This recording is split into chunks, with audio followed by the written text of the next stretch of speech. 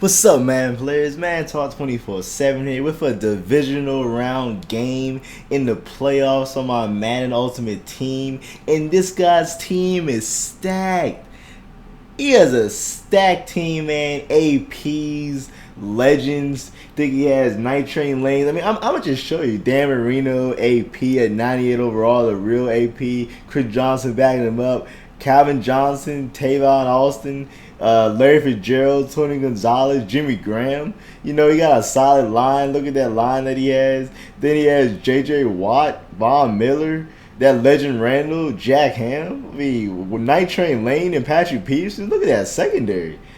Multiple Night Train Lane, Rob Woodson.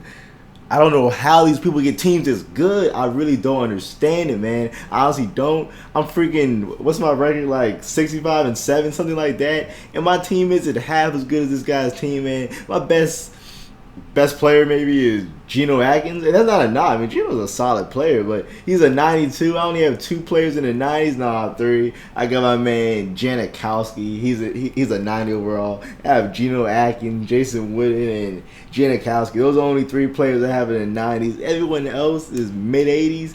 But I'm still going to ball, man. I'm still going to make plays, still going to ball. And can he stop my run game with Jamal Charles? I really don't think he can, so I'm going to keep running the ball. No matter who he has, it's going to be tough to bring down Jamal Charles. Here we are passing the ball, and this is where it gets tough. Passing the ball against his team is tough. I'm trying to scramble away, but that's J.J. Watt. You're not going to scramble away from that dude. It's a lot harder than it looks. And getting open against Night Train Lanes and Patrick Peterson's, it's really no easy task. I honestly was questioning myself this game.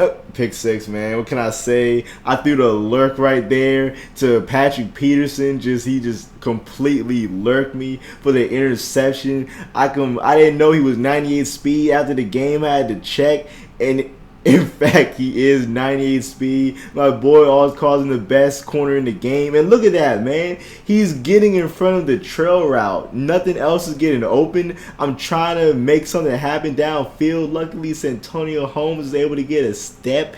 But passing the ball might not be the way to go, especially with the pass rush on steroids the way it is. I'm just trying, and look at these hits. That's the thing. That dude Night Train Lane, he knows how to hit. Patrick Peterson can hit. Hopefully I can scramble in for the touchdown. And RG3 does not fumble. Thankfully, he does not fumble. We get the 2-point conversion. So now we're back in this game. It's only 14-8. We are back in the game. He scored once on offense. I scored once on offense.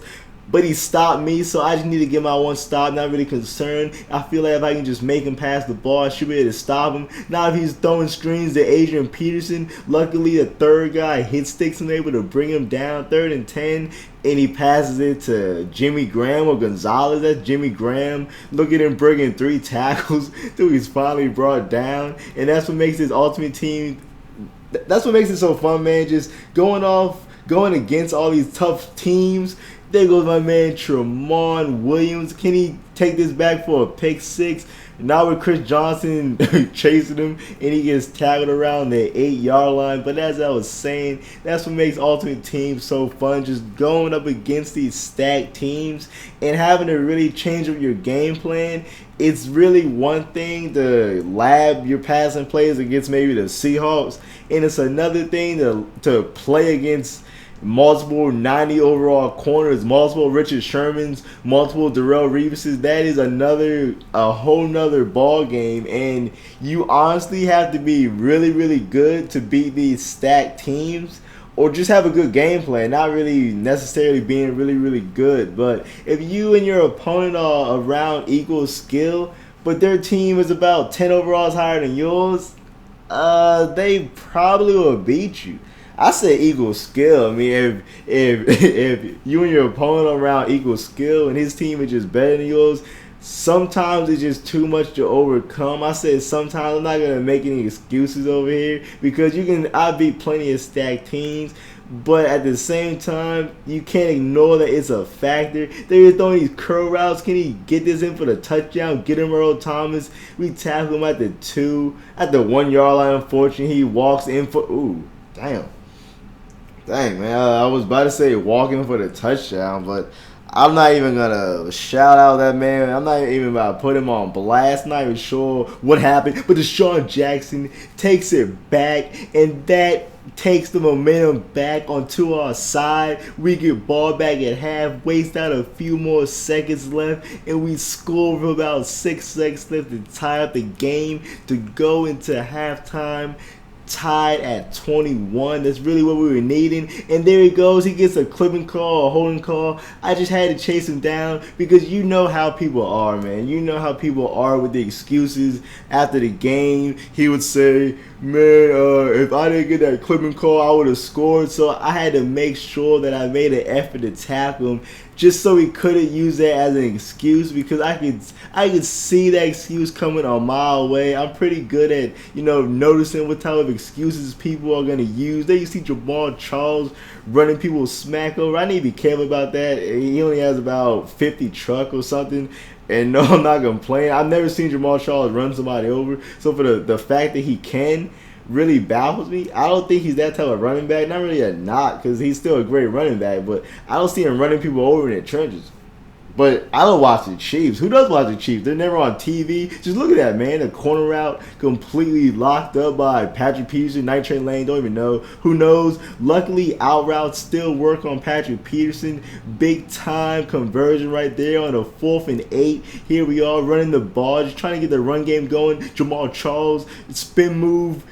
I'm only 4, y'all. I thought I was about to break something, man. Trying to, get hype. But here we go, just running the ball. And he's getting hit sticked a lot. Luckily, he's holding on to the ball, making people miss in the backfield, gaining yards. And that's the reason I like Jamal Charles. I really think he's the most elusive running back in the game.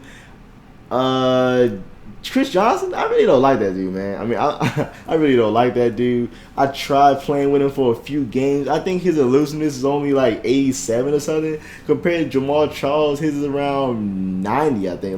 No, not 90. What am I saying? About 98 or just something outrageous like that. There we go, 2nd and 15. Are we going to let the clock drain down to 2 minutes? Yes, we are. 3rd and 11. Can we find someone open? And Finley drops the trail route. What are you doing? 4th and 11 right here. Go back to what works. If it ain't broke, keep throwing it, man. Just keep throwing the ball. There we go. And can we get a touchdown here? We're forcing him to use all his timeouts. I'm trying to score and then make him use all his timeouts at the same time. There we go. Dang, thought I was going to get something going right there. 4th and goal. He's not going to call a timeout. I'm not going to kick a field goal. I did not come down. I did not pick up multiple 3rd down just to kick a field goal. So we are going for it all. I'm going to waste the clock down all the way to 1 second left on the play clock. And we're going to get a touchdown right here. Going to wide trail. It's been working for me all game. Is Finley still in the game? Unfortunately, I don't have Jason winning at this point right now, so he's still in the game. He just might be a decoy. I mean, he's a bum. You saw him drop that pass on the last 3rd down, just being a scrub. And we're going to call the same adjustments, not really make anything major. Maybe I'm going to put X on an out route just because it's been working all game, so why not keep putting him on an out route? He probably had to put a purple zone or a blue zone to account for that. So just wasting out the clock, taking my time, and we're gonna run the same play. Motion B, nobody open, and I forced it to RB. Let's go for the touchdown. Now we're going for 2. Nope, a recap, a replay. Look at that tight coverage. Look how close he was on the coverage. Think that was Antonio Cromartie. Just crazy tight coverage, and that's what I'm talking about. Playing against these stacked teams. I've never seen that route covered the way it was right there. Now we just need to make a stop on defense. Really, I'm not really concerned. Just can't let him pick up chunks like that. What am I saying? Not really concerned. This dude's picking up 25-yard chunks. He only has 30 seconds left. Trying to throw a screen pass, and he does, and he gets out of bounds. He only gained about 2 yards. Not really concerned about that. And just get an interception or something. Tackle him in bounds. I just need a stop. I don't care how I get a stop. Whether it's a sack, a pick, incomplete pass. I just need a stop or the clock to run out. Only 15 seconds left. He only has 1 timeout. Taking his time. Unfortunately, he doesn't have that much time. And he throws the ball away. What? Threw the ball away. That's just choking right there. He He just choked on me right there. Pause. And there we go for the interception. And that is the ball game. I hope you enjoyed this gameplay, man. Check out my money games, money tips, and other gameplays in the future. Thanks for watching. And I hope you enjoyed this gameplay.